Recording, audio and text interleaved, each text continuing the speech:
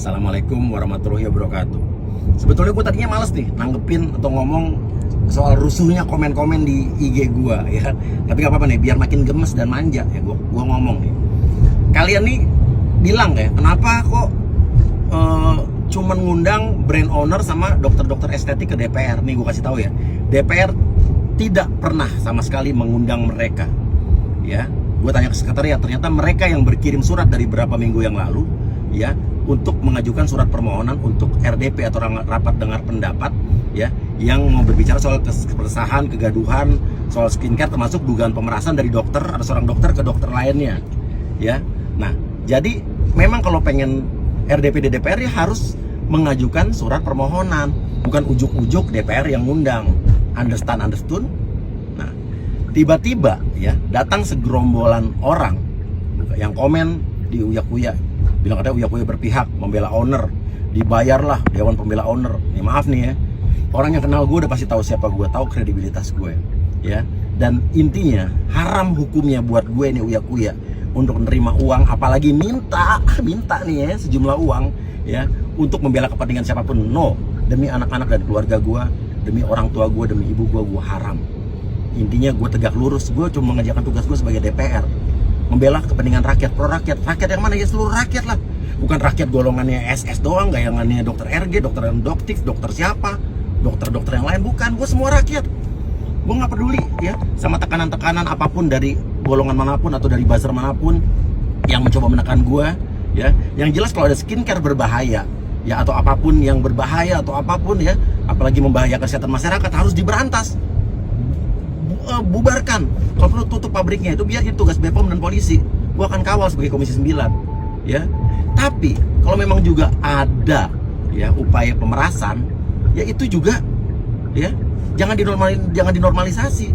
Pemerasan juga harus diberantas, apalagi pemerasan yang berkedok review atau apapun ya kan. Nah itu skincare bermerkuri juga sikat ya kan.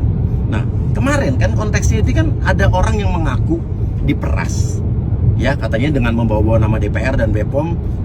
Ada seorang oknum dokter yang katanya meminta sejumlah uang 2 juta Singapura dolar.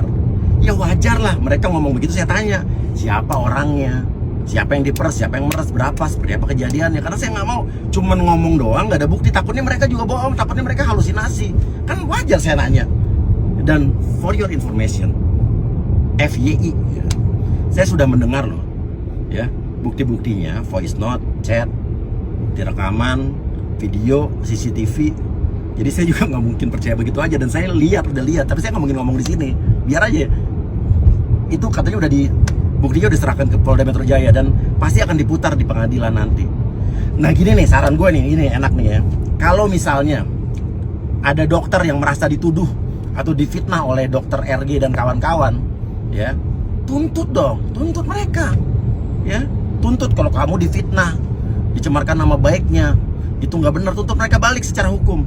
Atau saran saya nih, ini saran menarik banget. Kalau perlu tantang mereka ya, dokter RG dan suaminya ini untuk putar dan perdengarkan buktinya, videonya, rekamannya di depan publik, masyarakat biar melihat, menilai semua. Yang benar siapa? Jangan takut, bro, gue ini tantang aja. Ayo, gue nggak bersalah. Kalau perlu putar di depan publik, wartawan datang, buktikan kalau emang nggak salah. Kalau lo nggak salah juga pasti gue bela kok, bener. Ini bener, nih gue sumpah nih, pasti gue akan bela yang bener. Nah intinya ya, gue ini sebagai wakil rakyat tidak akan membela siapapun yang salah, tapi yang bener gue akan bela.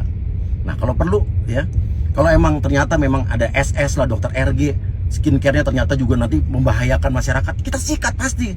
Gue nggak peduli mau RG, SS kayak berbahaya, sikat ya. Kalau perlu kita rekomendasikan buat tutup pabriknya ya, apa tokonya atau apapun ya kan. Tapi ya, dan mereka juga kalau ternyata mereka fitnah ya, mereka bilang pemerasan itu ternyata fitnah, kita juga kalau perlu akan tuntut balik dan kita akan minta pertanggungjawaban mereka, karena mereka berarti udah berbohong di depan anggota DPR ya kan. Tapi kalau emang juga benar adanya pemerasan berkedok review ya juga harus disikat juga ya, fair dong. Jangan menormalisasi satunya itu benar, satunya salah. Apapun kejahatan yang harus disikat. Nah gue tahu kalian menyerang saya ini karena kalian kecewa kan, saya dianggap tidak sejalan sama idola kalian, dan bertujuan mungkin saya di kata-katain buat saya diem. No way ya.